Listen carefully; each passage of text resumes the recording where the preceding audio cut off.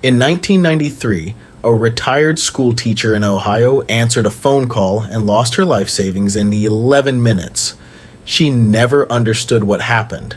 The man on the other end of that call was following a script so precisely engineered that it could make any person feel within 60 seconds that saying no would be the biggest mistake of their life.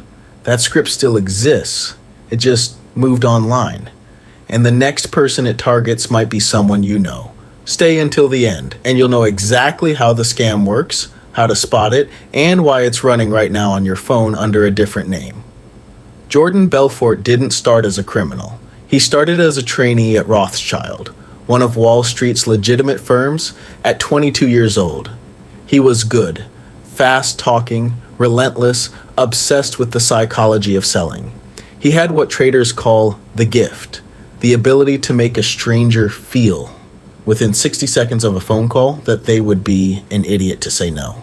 Then Black Monday happened. October 19th, 1987. The Dow dropped 22% in a single day, the biggest single-day percentage crash in stock market history. Rothschild laid people off. Belfort was out of a job. He spent a year selling meat and seafood door to door. He was good at that too, but the margins were thin and the work was miserable. Then someone introduced him to penny stocks, and everything changed. Penny stocks, shares trading for under $5, exist in a regulatory gray zone. They're mostly tiny, obscure companies with little to no revenue. They trade on what's called the OTC market, over the counter, rather than on regulated exchanges like the NYSE or NASDAQ. The key difference: on the NYSE, every trade is reported, regulated, and monitored. On the OTC market in the late 1980s and early 1990s, oversight was minimal. Prices were opaque, and the broker, not the market, set the spread. The spread, that's where the money was. When you buy a stock on a normal exchange, you pay a commission, maybe 1 to 2%. But in the penny stock world, brokers were pocketing 50% of every transaction as the spread between what they bought the stock for and what they sold it to clients for. 50%. Buy a stock for 10 cents, sell it to a client for 15 cents, pocket the difference, repeat 10,000 times a day. Belfort looked at that math and saw a money printer. All he needed was a phone and people willing to pick it up. In 1989, Belfort co-founded Stratton Oakmont in a rented space in Lake Success, Long Island. The name was chosen deliberately. It sounded old money, established, trustworthy. It was none of those things. Belfort started by hiring, not finance graduates, not MBAs. He hired hungry young men, mostly from working class backgrounds, with zero experience in finance, zero licenses, and maximum desire to make money. He trained them himself, not in markets, not in an analysis, not in investment principles, in scripts. The Stratton Oakmont sales script was one of the most psychologically sophisticated manipulation tools in the history of financial fraud. It worked in phases, and each phase had a specific psychological function. The first call was never a pitch, it was a conversation. The broker called a cold lead. Wealthy individuals, often sourced from mailing lists of country club members, yacht owners, luxury car buyers. The goal wasn't to sell anything. The goal was to gather information and plant a seed. Mr. Johnson, I'm calling because we occasionally work with a small number of private clients when we have an exceptional opportunity. Before I go any further, are you the kind of investor who, when you see a genuinely great deal, can move quickly? That question does three things simultaneously. It flatters the prospect. It creates exclusivity. And it gets a commitment, because almost nobody says no to, "Can you move quickly?" They say yes, and now they've told themselves they're decisive. Stratton brokers were trained to reference the firm's previous, quote, 3. Real companies they had taken public, real stock gains. The legitimate early deals gave them credibility to sell the fraudulent later ones. Every con needs a foundation of truth. The second call, sometimes days or weeks later, was the close. And the close was a masterwork of manufactured urgency, scarcity, a specific number, a specific timeline, a specific gain. None of it was real. But the structure worked because it attacked the exact cognitive weaknesses that make human beings bad investors: fear of missing out, social proof, authority bias, and loss aversion. Here's the core fraud, the thing that made everything else possible. It's called a pump and dump, and once you understand it, you'll see it everywhere. The mechanics are straightforward. Stratton Oakmont would accumulate a massive position in a tiny, thinly traded company, buying up huge chunks of the stock at pennies per share. Then Belfort's brokers would hit the phones and sell that stock aggressively to thousands of retail clients across America. As clients bought in, the price rose. That price rise attracted more buyers, people who saw a stock going up and wanted in. The chart looked like a rocket. The brokers called this phase the pump. Meanwhile, Belfort and his inner circle were quietly selling, offloading their own shares into the buying frenzy they had created. As they sold, supply increased. The price stalled, then dipped, then collapsed. The clients, who had bought at the top, lured in by the pitch and the chart, were left holding worthless paper. Stratton walked away with the profits. The clients absorbed the losses. This is the cleanest definition of a pump and dump. Manufacture demand, sell into it, leave. In the late 1980s, the OTC penny stock market was so lightly regulated that much of what Stratton was doing existed in a legal gray area. It took years for regulators to catch up.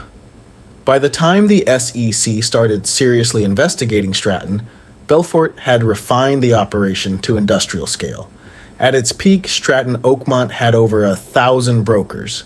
They were taking companies public through IPOs, real transactions, real filings, and then manipulating the stock price post-IPO.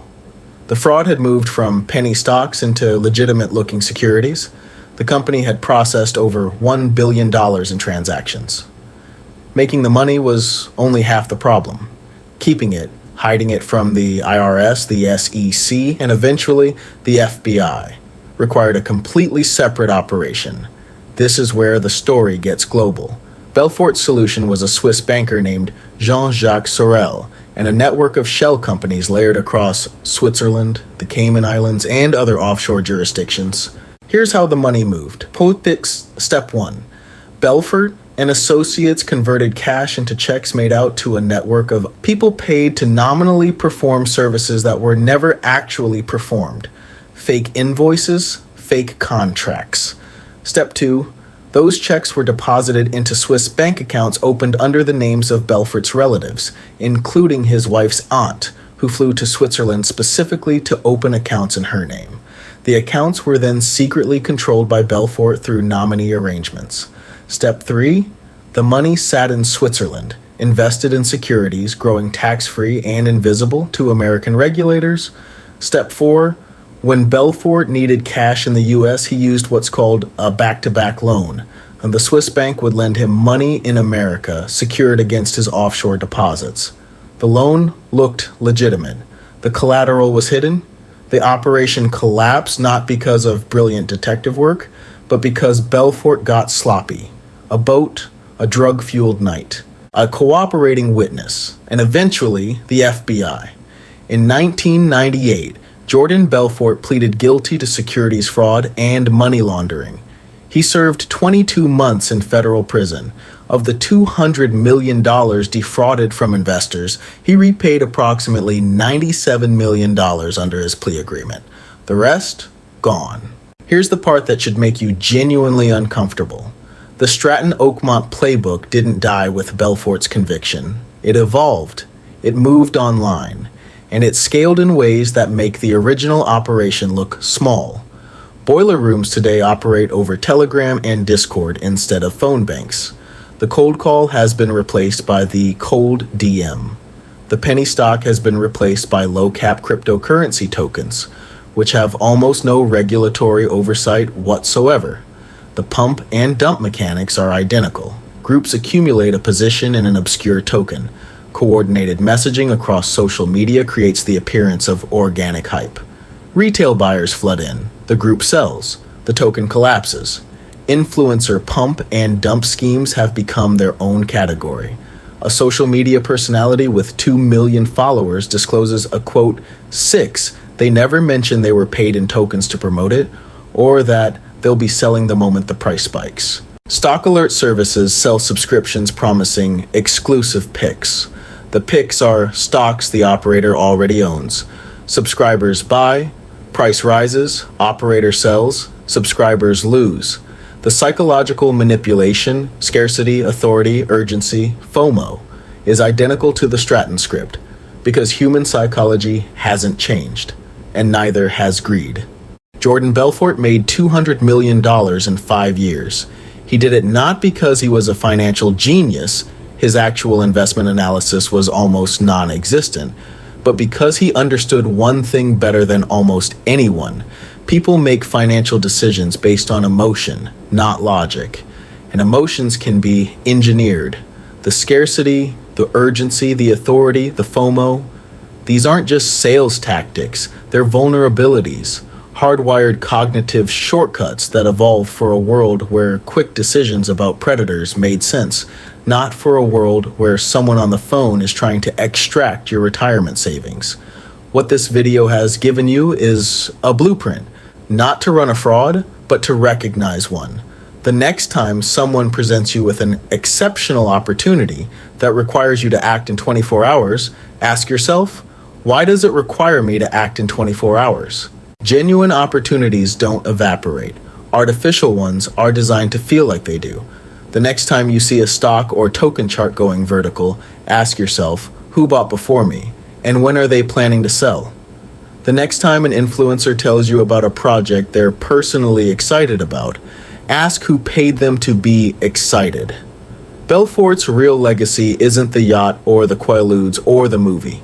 It's a sales psychology framework that is running right now across thousands of operations globally. And most of its victims never understand what happened to them. You do now. If this breakdown helped you understand not just the story, but the system, subscribe. Because this channel is built on exactly one principle. The people who understand how money actually moves have a structural advantage over everyone who doesn't. Every video on this channel is designed to close that gap. We cover financial frauds, economic systems, market psychology, and the real mechanics behind events that shape your financial life, explained without the jargon, without the fluff, and without the agenda.